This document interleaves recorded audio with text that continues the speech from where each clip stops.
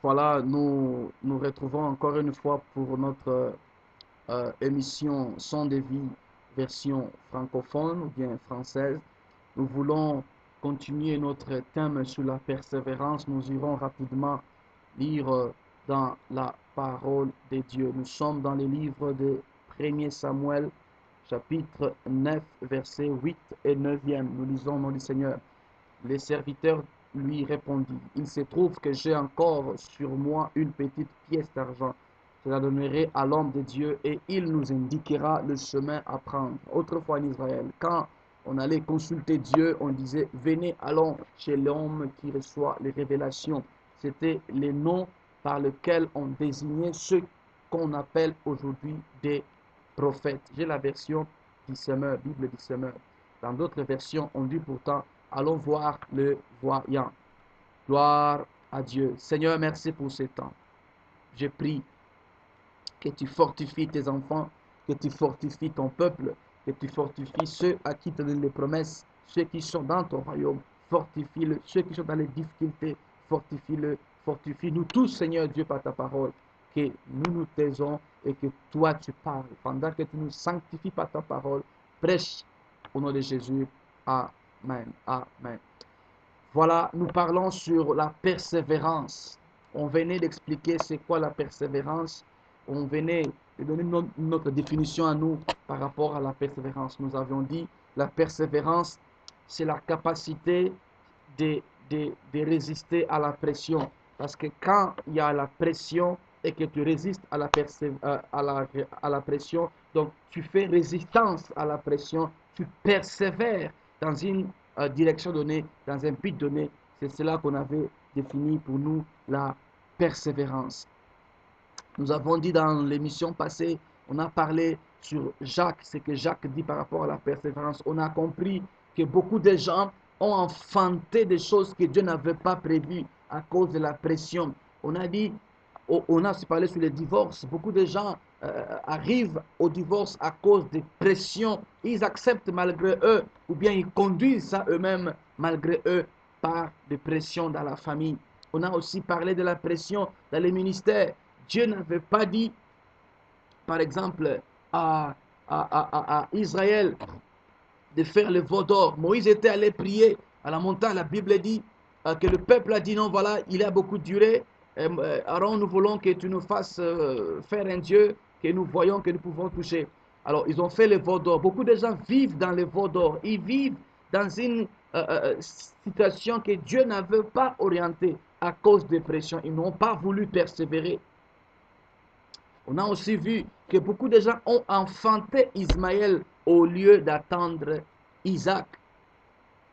Je le dis souvent, quand tu vas avant le temps, tu vas quitter avant le temps. J'aime le dire en anglais. If you appear before your time, you will disappear. Donc, autrement dit, quand tu apparais avant le temps, tu vas disparaître. Le temps est important. Dans la persévérance, il y a la notion du temps.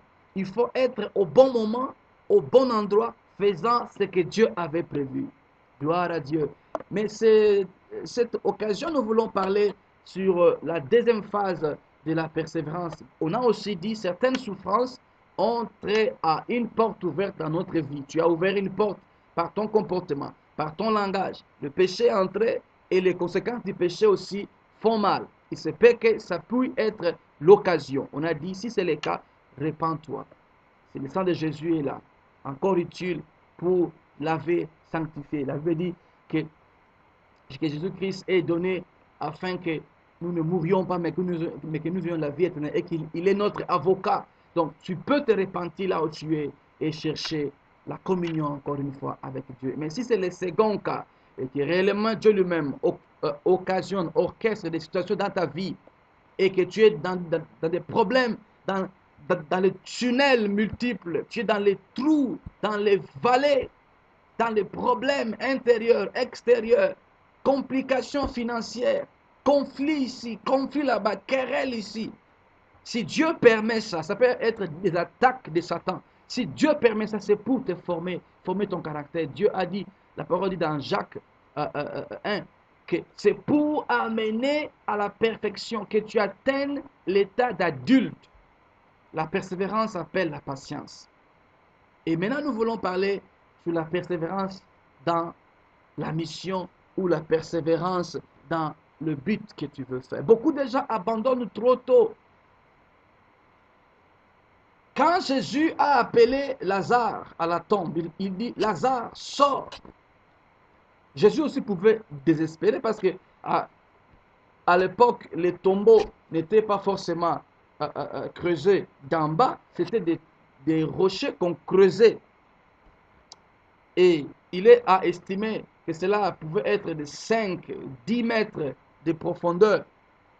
Il a patienté. Il a appelé Lazare. Il a patienté que Lazare sorte. Beaucoup de gens ont commencé à prier. Ils ont parlé. Ils ont prié. Ils ont appelé.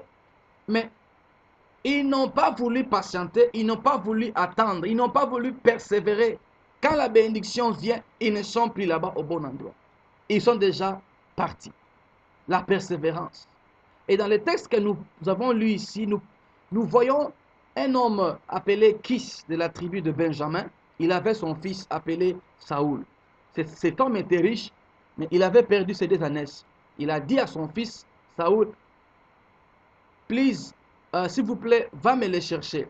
Comme un prince, Saoul a pris dans sa compagnie des serviteurs et ils sont allés. En allant, ils n'ont pas trouvé. Ils ont cherché, ils n'ont pas trouvé. Il se peut que tu es là, tu cherches dans la prière, tu cherches dans la prière, dans les jeûnes de prière, ce que tu as perdu, tu le cherches dans la prière. Ici, j'aimerais encourager ceux qui cherchent dans la prière.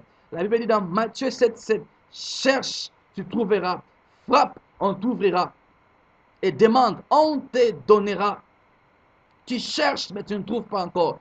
Persévère, n'abandonne pas. Saoul était déjà arrivé au bout, disant déjà à son serviteur, maintenant il faut qu'on rentre. Gloire à Dieu. Dieu ne permettra pas que tu rates le but n'importe comment. Il avait un serviteur qui pouvait l'encourager. Il dit, mais nous sommes déjà tout près. Derrière ici à côté, il y a un homme de Dieu, il y a un voyant à qui on peut consulter. Il commence à compliquer. Il dit non, mais on n'a rien à lui donner. Il dit non, non, non, j'ai un peu d'argent et du pain, on va lui donner. Parce qu'à l'époque, on ne donnait pas, on ne venait pas voir le voyant, l'homme de Dieu, bredouille. Que Dieu te bénisse. Tu es arrivé à quel niveau? Tu as parlé d'un édifice, tu as parlé d'un programme, tu as parlé de ce que tu veux faire. À cause des problèmes, tu veux abandonner, tu veux résigner. Non, ne recule pas. Ne récupère pas ces projets-là. Laisse les projets, Dieu va agir. Gloire à Dieu. Tu es passé à la télé, tu as parlé d'un programme que Dieu va faire. Tu as élevé le nom de Dieu. Et maintenant, l'adversaire te combat, il bloque les portes. Tu vas abandonner. N'abandonne pas. Nous voulons t'encourager de persévérer. Dieu ne peut pas mentir. La Bible dit, Dieu n'est pas un homme pour mentir, ni un fils d'homme pour se repentir. Si c'est Dieu qui a parlé, Dieu va le faire. Dieu est capable de freiner les temps. Il est capable d'enlever les arbres sur ton chemin. Il est capable de rouler la pierre afin que tu sortes. Si la bénédiction t'appartient, tu l'auras. Gloire à Dieu. Il n'y a rien qui peut s'opposer à la main de Dieu. Si le temps de Dieu arrive, Dieu coordonne tout. Et le diable, il est serviteur de Dieu. Dans le sens que Dieu l'utilise afin que Dieu accomplisse son plan. Mon frère persévère. Saoul était arrivé au bout de ses forces. Il a cherché, il n'a pas trouvé. Mais quand ils sont arrivés chez Samuel, écoute, cette phrase te concerne. Dieu avait dit déjà à Samuel que je vais envoyer un homme que tu consacreras roi. Mon frère, ce que tu cherches, te cherche. Ton père, la famille, la société t'a demandé de trouver les ânesses. Mais ton Père céleste cherchait à ce que tu arrives au bon endroit, au bon moment pour avoir ces bonnes connexions-là. Samuel ne connaissait pas Saoul. Saoul ne connaissait pas Samuel. Mais Dieu connaissait et Samuel et Saoul. Mon frère, ma soeur, le Saint-Esprit connaît ce que tu cherches.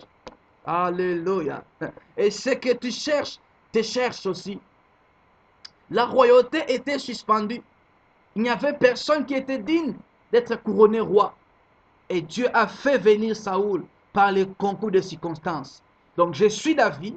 Il n'y a rien qui nous arrive dans nos vies qui ne soit autorisé par Dieu pour un but donné. Car la parole dit que toutes choses concourent au bien. Même quand tu pleures, les pleurs là, c'est pour ton bien, pour que tu te réjouisses demain. Alléluia. J'aimerais ici encourager ceux qui sont dans les hôpitaux ou bien à cause des accidents ou bien ils sont dans des prisons. Partout où tu peux te trouver, il y a un but de Dieu. Persévère, mon frère. Prie, Dieu peut te délivrer. Prie, Dieu peut te guérir. Prie, Dieu peut te faire sortir de la prison. Persévère encore. Alléluia. Persévère encore. C'est possible. Persévère, car en persévérant, tu vas croiser Samuel. Car Samuel, il est l'image de la personne qui a l'information de ton futur. Alléluia. Saoul cherchait le passé, mais Samuel cachait son futur. Samuel avait son futur entre ses mains. Il y a des gens, des circonstances, des endroits dans nos vies. Dès que tu es là, ton futur s'ouvre. L'information du futur s'ouvre. Alléluia.